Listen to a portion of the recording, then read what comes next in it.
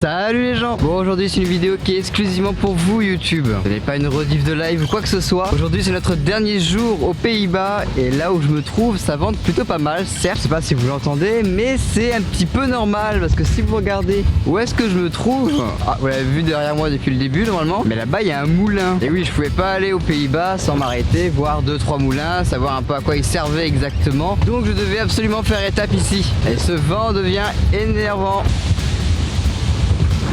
Enfin bref, je me trouve à Kinderdijk, qui est un petit village qui a une trentaine de kilomètres de Rotterdam. Et ici, vous avez pas moins de 22 moulins. Autrement dit, on a de quoi faire.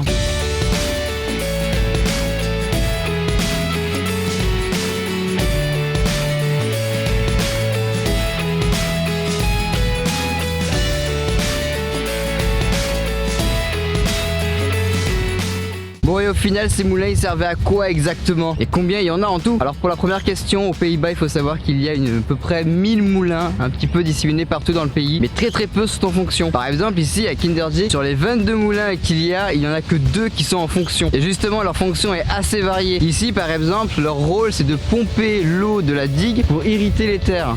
Irriguer plutôt. Pour irriguer les terres. Comme on voit là juste ici, il y a un petit canal qui passe juste là. Et bah ça c'est l'eau qui a été pompée par le moulin. Après le système est le même, en faisant tourner les hélices du moulin avant, ça fait tourner une roue et du coup ça active une pompe. Ou alors pour d'autres moulins avant, ça servait tout simplement à moudre le blé. Et il y en a encore que à peu près moins de 10 moulins qui doivent vraiment fonctionner en tant que mouleur de blé quoi. La plupart des moulins qu'on retrouve en ville, tout ça, c'est tout simplement juste de la décoration, c'est un petit peu voilà, c'est pour le folklore des Pays-Bas en fait. Mais à l'époque, ils avaient une vraie fonctionnalité.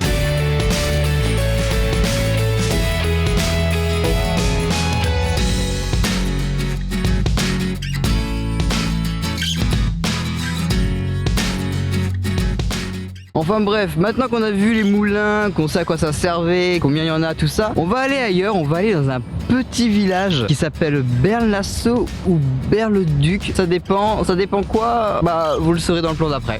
Bon, enfin nous y voilà à Ber-Nassau. En fait pas vraiment, on est aussi à Ber-le-Duc. Alors faut que je vous explique un truc, cette ville elle a une particularité, c'est qu'elle est à la fois néerlandaise et à la fois belge. Pour vous expliquer, faut que je vous explique autre chose avant. Savez-vous ce qu'est une enclave? Une enclave c'est lorsqu'un pays A est entouré par un pays B. On dit que le pays A du coup est enclavé dans le pays B. Et là en fait il faut savoir que tout autour de ce village c'est encore les Pays-Bas. Et dans ce village vous avez 22 enclaves belges. Et dans ces enclaves belges vous avez 8 enclaves néerlandaises. Autant vous dire que c'est un genre de jeu de Lego, c'est un petit peu le bordel au final, faut le dire. Mais c'est assez rigolo, ça fait la particularité de la ville.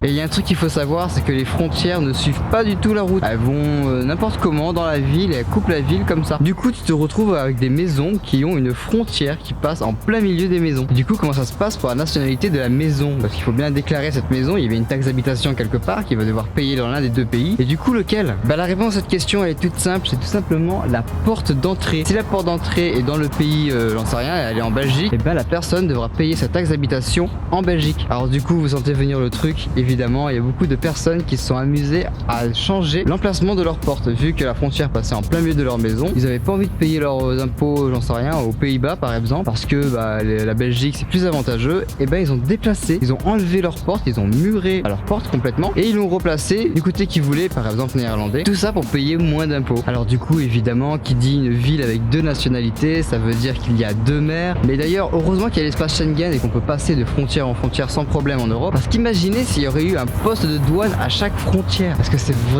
une mosaïque le pays quoi. Là pour vous dire, je suis à côté d'une église et je n'ai aucune idée si je suis du côté néerlandais ou du côté belge. Je suis passé sur les frontières là, les petits pointillés qu'il y a absolument partout dans la ville, mais alors là je ne sais pas du tout dans quel pays je me trouve, aucune idée.